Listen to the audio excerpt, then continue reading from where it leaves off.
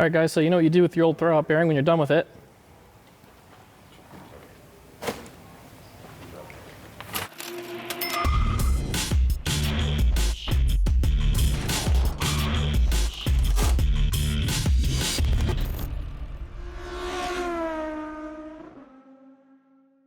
Okay, so right now we're at a crossroads. Things are starting to come back together, and the next thing we need to address is the transmission. So this is the original transmission that came out of the 850 that we're going to be mating to the new engine. This is an M56 open differential, 5-speed manual transmission with over 300,000 miles on it. And most of the parts we're getting obviously are off the shelves here. However, the Volvo community has been coming in clutch, or rather LSD, because we managed to find ourselves an LSD. I actually traded the P2 subframe that we pulled out of the wrecked car and some cash for this LSD. So that really helped us out. Everyone at work was telling me that it would be really silly to not put an LSD in the car if I wanted any chance of putting the, hopefully, 250 plus wheel horsepower to the ground. So we're gonna crack this open. Hopefully everything looks good, and we'll get this thing installed. So yeah, LSD's going in the 850. So, it's time to drain the fluid and crack open this 300,000 mile transmission and hope we don't find any nasty surprises. As I mentioned before, we are using the original transmission from the 850, which is an M56L. The M56L was typically found on the early NA cars, while the M56H was found on turbo and later model cars. The M56L has a shorter first and second gear compared to the M56H. However, the H has a shorter final drive compared to the L. Also, the L has plastic caps on the ends of the shift fork arms, while the H has brass. Yeah, GR, I want you to take a look at first gear and just see the damage you did. First gear looked perfect because I rev matched perfectly. You're not Sometimes on the track, you can have to rev match. not going into the parking lot of work. You don't need to rev match first gear. It's that first rev match. You like Just rev match into first? GR, are you out of your mind? I didn't want it to bog down because it didn't have a lot of power before. You know? Okay, all right. It looks fine to me. I don't know what the issue is.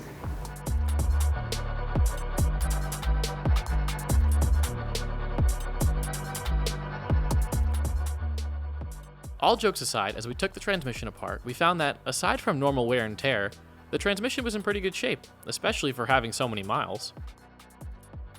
Now, these transmissions are plenty strong and hold up to turbo power, so I'm not too worried. However, we do have some ideas in the future, such as using the shorter final drive from the spare M56H with the shorter gears in the M56L. Or maybe we ditch them altogether and go with a Quaife M66 sequential. Oh, the possibilities.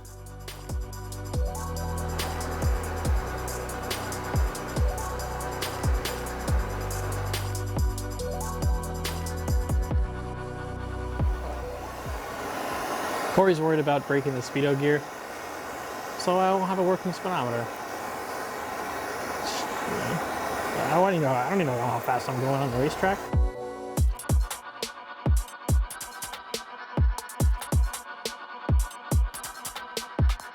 All right, so we've got everything out now. Here's our old stock open differential. For those of you that don't know, an open differential, basically the power goes to the least resistance, the wheel with the least resistance. So if you're taking a right-hand corner and you're going hard and you're lifting weight off the right-hand side, that side's gonna spin up and you're gonna lose traction on that wheel.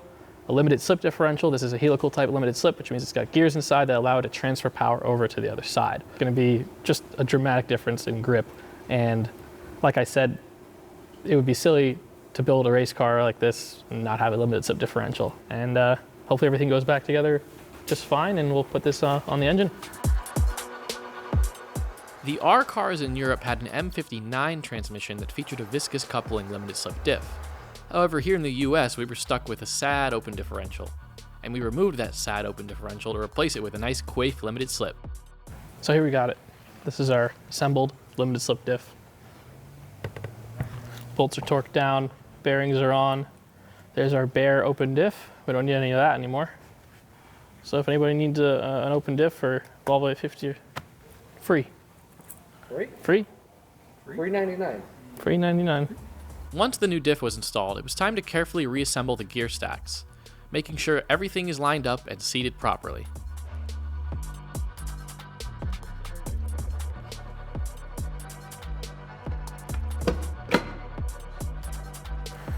there's our gear stacks. Okay, now we're seated. Yep. Bingo. Got the gear sets on. It was a bit of a struggle, just kind of lifting them and meshing the gears together, and it's like a puzzle, but a lot heavier and sharper. Once everything inside was done, it was time to reinstall the case. It's important to properly clean all the mating surfaces before you lay a fresh bead of RTV. The last thing you want is to have to pull it all apart again because you have a leak. Speaking of preventing leaks, next up is to replace the axle seals. Right now, Corey's torquing the bolts on the case. For you guys doing this at home, it's how many foot-pounds, Corey? Like 22, 23 foot-pounds. See the bead of sealant right there.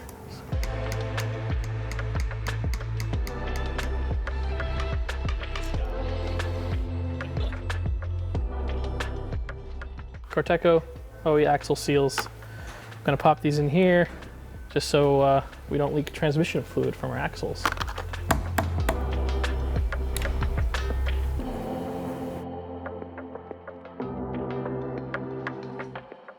All right, so now we're going to go through some gears just to make sure everything's operating smoothly, nothing's getting jammed up.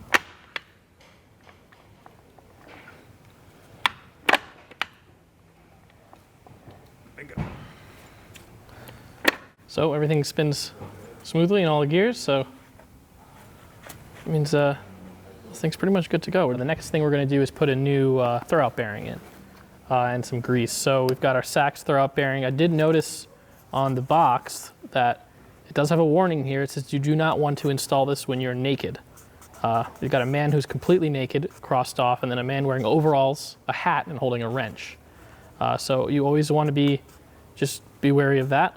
Thankfully, Corey and I are both wearing clothes, and there are plenty of tools. I have a hat on, Corey does not, so I probably should be installing this, or I can lend my hat to Corey. But we're going to be using some Liqui Moly long life grease with MOS2. Pull that off the shelf as well. So get that in there and the transmission will basically be done.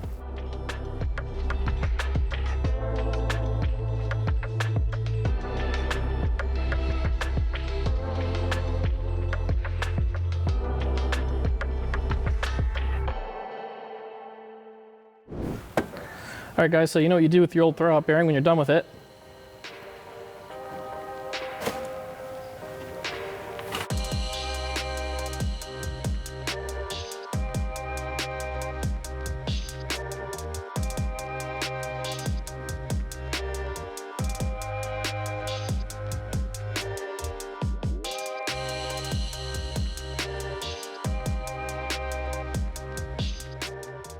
So before we start reassembling everything, I'm going to take the time and rebuild the axles. If you look closely here, they're dry rotting and trying to split. While we have time, it's a great idea to rebuild them before you have a failure on the track. You have a CV boot blow up on the track, it's an easy way to end your weekend. So while the boots are off, I'm going to inspect the tripod bearing and the CV bearing here. Just make sure everything looks good. New boots, new grease, and we'll be off.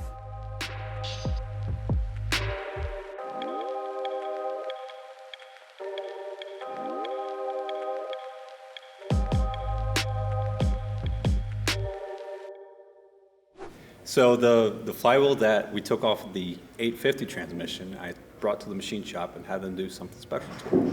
Jacob, why don't you go over there and check it out?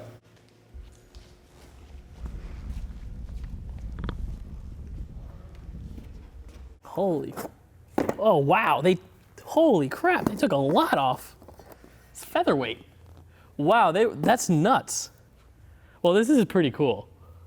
Yeah. This is really cool, and they balanced it with the clutch. And he left a bunch of material there just so the ring gear can't separate. 7.5 kilograms.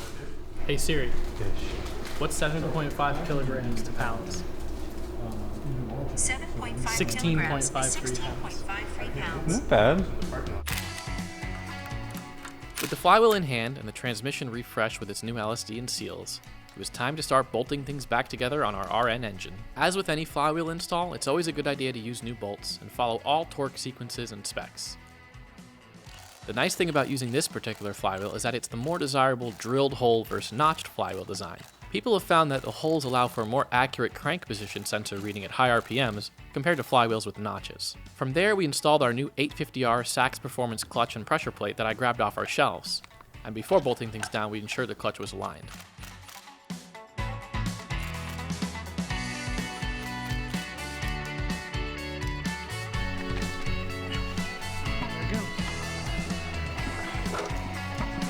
There we go. There we go. There we go.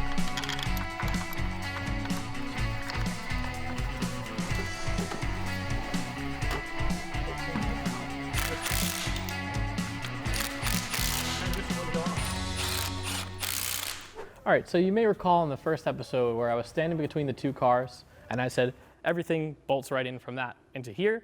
Well, that's kind of true, but it doesn't just straight bolt in. You have to use mix and match some parts. So as I said before, this is an RN engine and this is an N engine.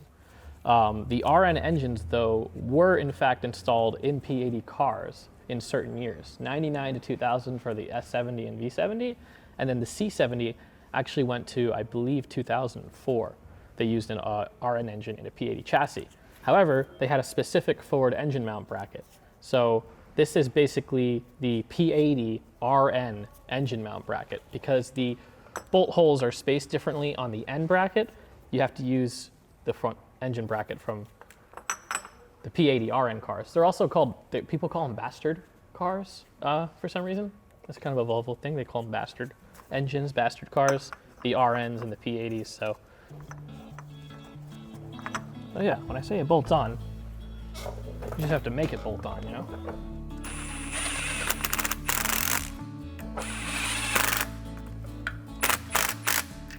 So there we have it. That's your RN P80 engine mount bracket. So now we can actually bolt this in our 850. Corey, you want me to Loctite these starter bolts? Yes. No. Really? Holy crap, Corey. You see this little bracket back here? On the back of the starter? And there's a little bolt that goes to the block.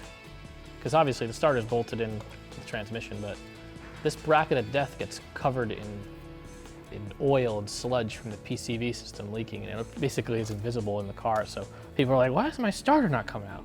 It's because of the bracket of death. We'll keep it in there. I know it's there. Oh, is it there? No, it's not there. Oh, okay. Pull the bracket of death off. Look. Okay, well, guess what? No bracket of death. They discontinued the bracket of death. What do you know? Death has been canceled this year. On this block here, where the bolt would go in to bolt the bracket of death to the block, is just nothing. There's just nothing there. Corey, I look at this transmission on the outside, and I think to myself, it's not what matters on the outside, it's what matters on the inside. And inside are properly worn bearings. An equation. Yeah.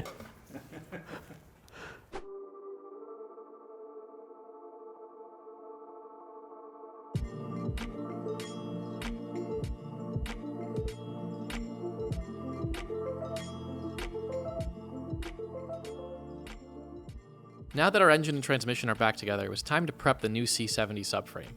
After a quick power wash, we began reassembling the subframe with the steering rack and sway bar from the 850. As I mentioned in a previous episode, the major benefit to the C70 convertible subframe is the fact that it features solid aluminum inserts where there would normally be subframe bushings. These inserts have zero play and will basically never wear out, unlike regular subframe bushings. If you can't find a C70 convertible subframe, the next best thing would be to replace your subframe bushings with Delrin, or you can install some polyurethane inserts into your existing bushings.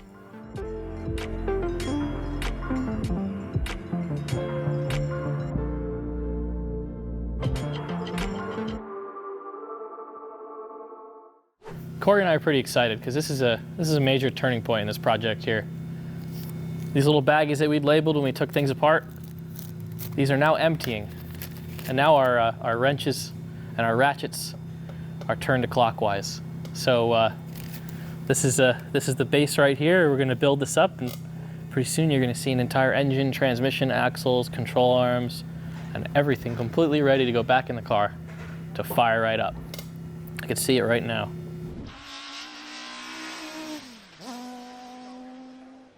Before we both the engine and the subframe, we're actually going to install the new control arms. So I've got a set of Lemforder OE control arms, and these come with all new bolts as well. These are the 4-bolt control arms, and these are torque yield bolts, so it's important to replace them. 4-bolt arms are much more rigid than the 2-bolt arms that came in the 850. Combined with the solid mounts on the subframe, this is just going to be plenty rigid. These will work great. So we're going to pop these on, and then we'll get the engine on the subframe. Unlock everything.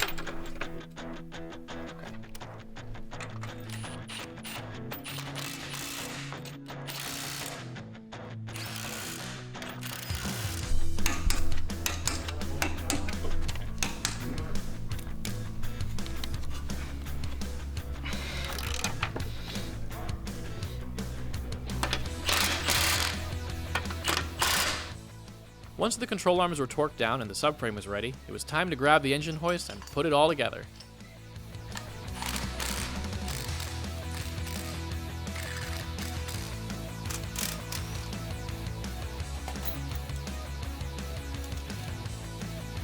Look at that, Corey.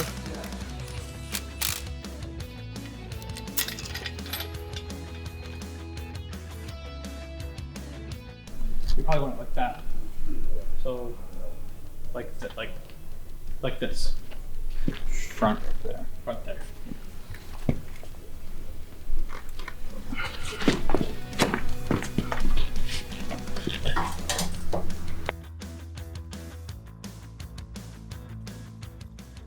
Wow, we're figuring this out, Corey. This is different ways to do this. Oh, there it goes. Oh my gosh, Corey, this is way easier, right? Wish we did this last time. Oh, we couldn't because you had to pull the motor off of it. Yeah.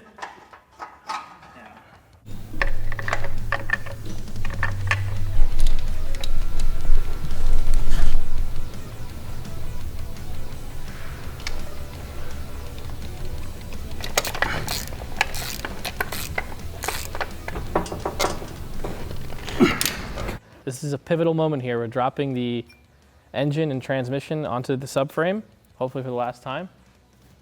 And then once we get all the accessories on, we'll be able to mount this into the car. So this is really exciting. It's an easy.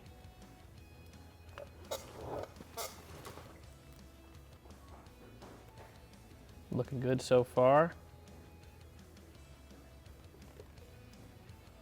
So far, so good. Wow.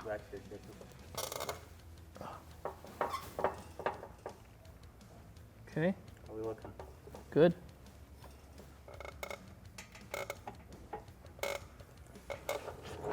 Hold it there.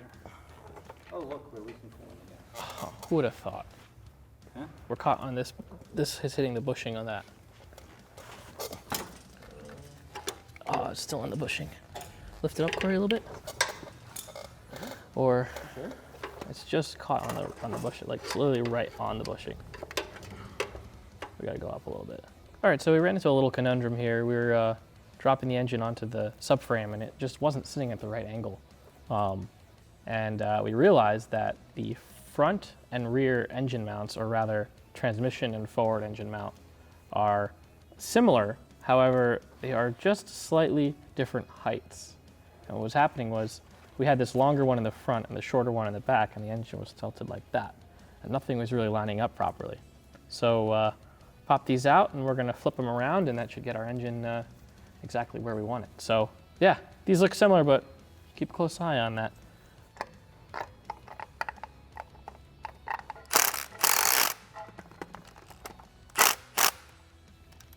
Should be mint now, Corey. And it's a good thing the Corteco mount, the shiny one, is in the front now. It's good.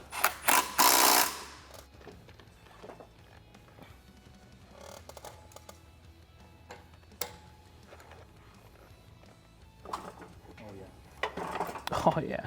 Yeah. Oh yeah. That's how it should be. Almost. Almost, almost. Don't clap yet. Don't clap yet. I just need Yes. No, just have to get it through. Yeah. Right. We're near the end. We are. No, no, this is more than 40%, right, Corey? The end is near.